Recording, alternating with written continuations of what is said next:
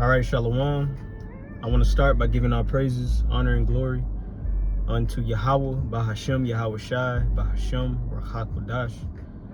Double honors to the apostles and the elders of Great Millstone who teach and rule well, and also to their elders, the men that taught them. I pray the Lord have peace, blessings, and mercy upon the households of the hopeful elect. This is the brother Shema Wan from the Great Millstone Houston Church. And I'm going to come to the lesson today, pretty much laying backing off of a conversation I had with a brother not too long ago. But the conversation was focused around understanding that pretty much you have to be equipped and prepared mentally, spiritually, physically to endure whatever is a part of serving the Lord. And that comes from Sirach 2 and 10. No, Sirach 2 and 1. And we'll start there. But just just laying back and off of the conversation I had with a brother from the Houston church. So I pray this lesson be edifying to the Lord's elect. So let's get into it. This is Sirach chapter 2 and verse 1. It says, "My son, if thou come to serve the Lord, prepare thy soul for temptation." So whenever you want to be a minister to the Lord, a servant unto the Lord, how does it say? Even in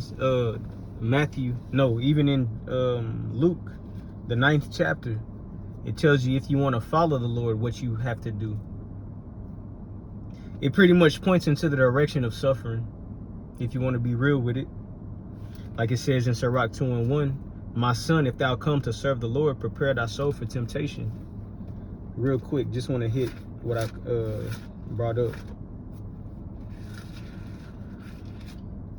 And there's it's a blessing in this, though. I should say it's a benefit in that.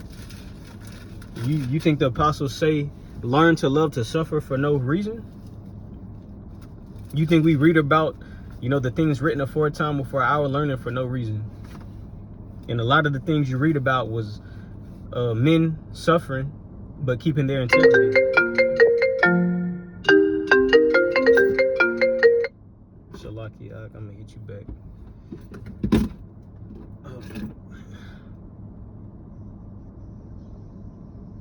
Hey, Shalom Maki, how about Shimi Awashah Barakatah? Hey, I'm gonna hit you right back, bro. All right, Shalom. But yeah, it says here in Luke chapter 9. Luke 9 and verse 23. It says, this is what Yahweh said, "And he said to them all, if any man will come after me, let him deny himself and take up his cross daily and follow me." Ecclesiasticus chapter 2 and 1 said, "My son, if you come to serve the Lord, prepare thy soul for temptation." All right. Back in Luke 23, Luke 9 and 23. "And he said unto them all, if any man will come after me," in other words, if you want to serve me, it says, let him deny himself. It's no longer about you or your comforts or what it is that you thought you wanted to do. All right. And humbly saying it because it makes sense whenever you start to figure it out and get it. Like what the apostles talk about, whenever you enter this thing, know what you're a part of. And you learn as you go and you learn as you grow. But just having that acknowledged along the walk is healthy.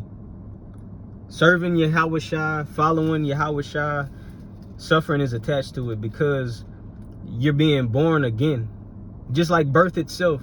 Like whenever a woman has, the ability to bring forth life into the earth. Whenever she has, the opportunity to bear seed, that woman suffers. That woman goes through a time of suffering in order to bring forth life. And that's kind of how it is with us in this truth, being born again. Not saying it like that. That's how it's, that's how it is. But just thinking of it off top, even fucking growing, how people get growing pains. I remember my son used to come and say, wake up in the middle of the night crying, his legs hurting, his knees hurting and shit. And looking it up, people used to say, oh, that's just growing pains, But literally in this truth, the Lord tells you, if you want to serve him, you're going to go through certain things. But that's not the end all be all, because serving the Lord, you're being made into a new creature. Everything is changing as far as your spirit, all right? Your mindset, the things you entertain, the things the things you pursue, where you set your affections, those things change. But a part of it is suffering for Yahweh Shai's sake too. All right, it tells you that in Philippians 1:29, real quick. Let me just read it. Philippians chapter 1:29. It says, for unto you it is given in the behalf of Hamashiach, not only to believe on him, right? Hey, the only way you can serve the Lord is if you really believe in, what he got to say, his testimony, right? So it says, for unto you it is given in the behalf of Hamashiach, not only to believe on him, but also to suffer for his sake. And that's a part of it. And whenever you whenever we're able to serve the Lord due to him pulling us out of this world, like it says in John 15:16, real quick, it says, ye have not chosen me, but I have chosen you and ordained you that ye should go and bring forth fruit, and that your fruit shall remain, that whatsoever ye shall ask of the Father in my name, he may give you. But focusing on the point of the Lord chose you into this thing, not, your own self. Like, I'm going to get my life together and I'm going to serve the Lord. That's not how that thought came into effect. If you kept that, if you kept and pursued that mindset and you applied it. But it tells you the Lord chose you. He brought you into this thing. So just thinking about the precepts that were brought out, temptations and suffering is attached to following the Lord. And if that happens, understand that this ain't got shit to do with what you thought you was doing. This is the Lord bringing these things into your life.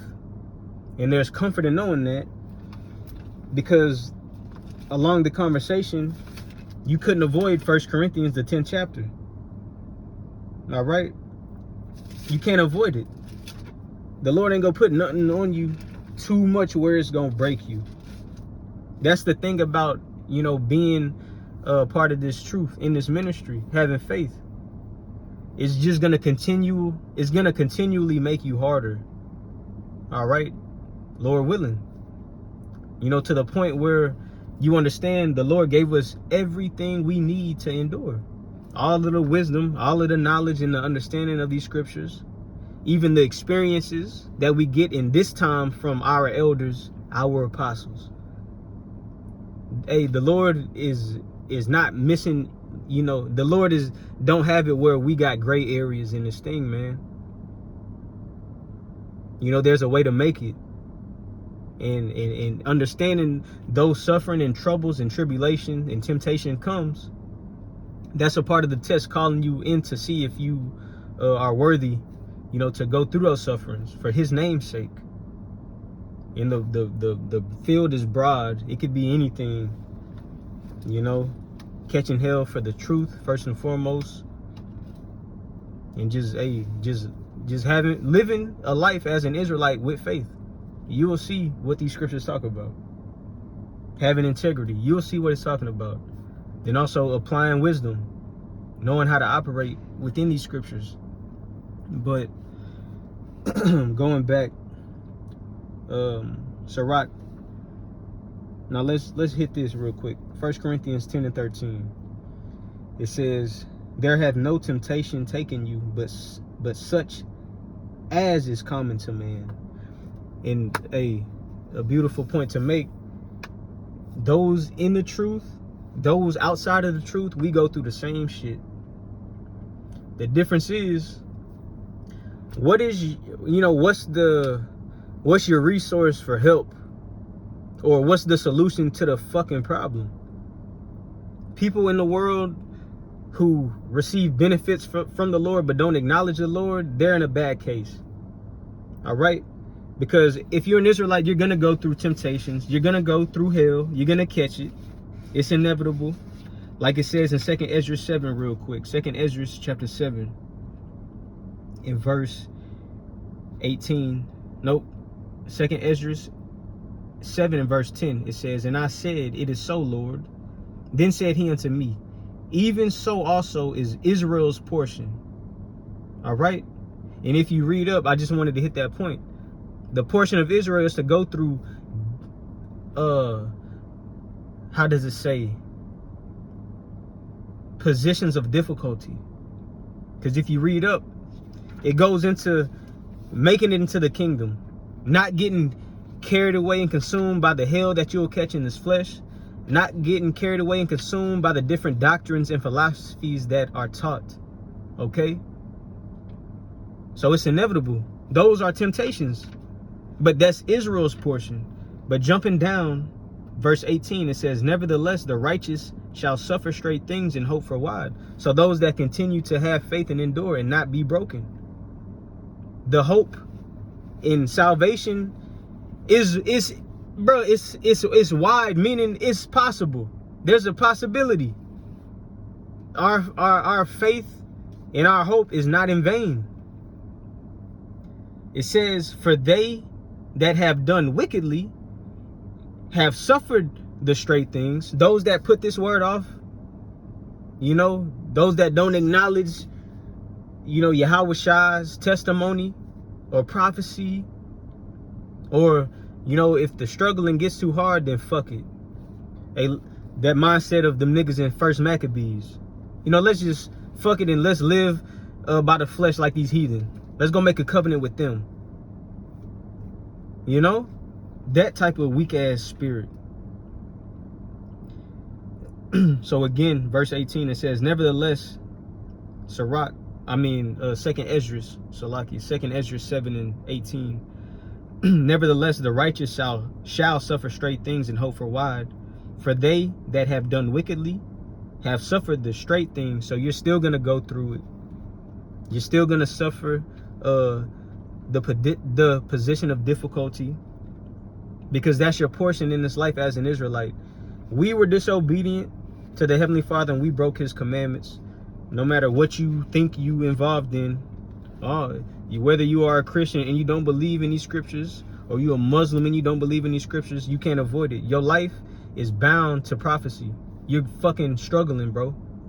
You're not good how you think you are. If you are, one day it's gonna come where you'll get that reality check when the missiles get shot off, or even before that.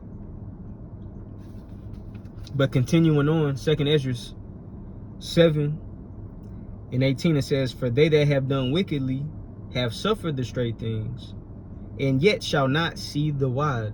So departing away from the Heavenly Father and thinking you got it some other way for a temporary moment, seeking comforts from another source or whatever it may be, you still finna go through the struggle as an Israelite. But guess what? You have no chance of seeing the kingdom. As far as being saved from the troubles that's coming, you're not in that lot. And that's where a lot of Israelites have it twisted, thinking you on this earth to fulfill your dreams and live according to your desires. No, the fuck it's not, man. So going back to 1 Corinthians 10 and 13, it says, there hath no temptation taken you, but such as is common to man. And speaking to the Israelite man, we all go through hell, but the difference is we got Yahweh Bashim Yahweh Shai to call on, Ain't nothing different from us in this truth. I mean, ain't nothing different from us in, you know, the nigga in the world. We all earth and ashes. But the difference is the spirit that the Lord quickened us with. That spirit of truth. The Holy Spirit is what separates us. So it says, but the Most High is faithful, who will not suffer you to be tempted above that you are able. All right. So it tells you, going back, reflecting, I'm going to close. In 2 Ezra 2:1, it said, when you come to serve the Lord, prepare your soul for temptation. In this, it says, jumping back in 1 Corinthians 10 and 13, in the middle, it says, but the Most High is faithful, who will not suffer you to be tempted, you know, with them temptations, above that you are able, but will with the temptations. So whatever it is you're going through, the Lord will make a way to escape, that ye may be able to bear it. So you'll be able to carry it and not fucking break. It will just level you up and get you stronger. All right? And you have to believe in that. Literally. Because thinking about how it says in James, count it all joy when thou verse temptations, you know, just thinking about it. Because it's a benefit in suffering for the Lord. Knowing why you suffering and applying these scriptures, having Yahweh Bashim Yahweh Shai, you know, to help us get through it. But real quick, in James 1 and 2, it says, my brethren, count it all joy when you fall into diverse temptations. Keeping the focus on, because you serving the Lord, man. We are serving the Lord. Yahweh Bashim Yahweh Shai. Hey, Lord willing, you know, is done in truth and sincerity. Then that's whenever it applies. But if you really fucking bullshitting and you really ain't into this, you just entertaining it, you know, then it don't fucking apply. But if you 100%, you know, really invested into this and, you know, sincere about it, then absolutely. You have to believe in that without wavering. But let's just read. It says, my brethren, James 1 and 2, my brethren, count it all joy when ye fall into diverse temptations, knowing this, that the trying of your faith worketh patience. So the Lord is really testing your faith while you in them temptations. No matter how hard it get, no matter how fucked up it may seem, that's a part of your test that the Lord got to see what you made of. Knowing this, that the trying of your faith worketh patience. But in another word for patience is suffering. So it says, but let patience or suffering have her perfect work, that ye may be perfect and entire, wanting nothing. So you literally went through the course, or you made it through the test and you passed. Going back to Ecclesiasticus 2 and 2, it says, set thy heart aright and constantly endure. All right, constantly endure, and make no haste in time of trouble. Cleave unto him and depart not away, that thou mayest be increased at thy last end. All right. In James it said, but let patience or suffering have her perfect work, that you may be perfect and wanting nothing. So sitting in the fire until the Lord finds it fit, where you then came up out of that bitch stronger. Now guess what? Next test is gonna be with stronger demons, or next test will come at you a little harder. But guess what? It's all a part of, you know, the Lord making us hard. You know, because this ain't the end all be all for us in this estate, man. This is like the passing through. And you know, just thinking about it, like, this is not it. No, it's not, man. No, it's not. Victory is at the end of this thing if we got faith. Like it tells you in Sirach, that was created with the faithful in the womb. Sirach 1 and 14, I believe. But that was just on my spirit, just laying back and off of a phone call, which is the Lord, you know, moving, man. Little things that happen in life ain't just no fucking coincidence, you know. And that's what I'm learning too. But I'll end it there. I pray this was edifying to the Lord's elect. Just understand that, hey, if we serve the Lord, it's gonna be shit thrown at you. But the Lord already got it paved out where we should know, you know, hey, tap into this, because there's a way out of this. This ain't the end all be all. It's just for a moment. Real quick, what is that? Hold up. Romans 8:18. Now, and I'll end it there. This was just a little while the iron was hot lesson. Romans 8:18. It says, "For I reckon that the sufferings of this present time," so what you actively involved in right now, you know, how hard it may seem, how cloudy it may seem, but this shit is present at the moment, right? The suffering, or in other words, your patience. "For I reckon that the suffering of this present time is not worthy to be compared with the glory which shall be revealed in us." So what the Lord has in store for us, this is, you know, non-comparable. It's pretty much we in the time of our poverty, you know. Then whenever the day of our prosperity comes, it ain't gonna be no more remembrance of this shit, like the scriptures tell you. But I'll end it there. I pray this was edifying. Until the Lord's elect, Lord willing, till the next time I say shalom.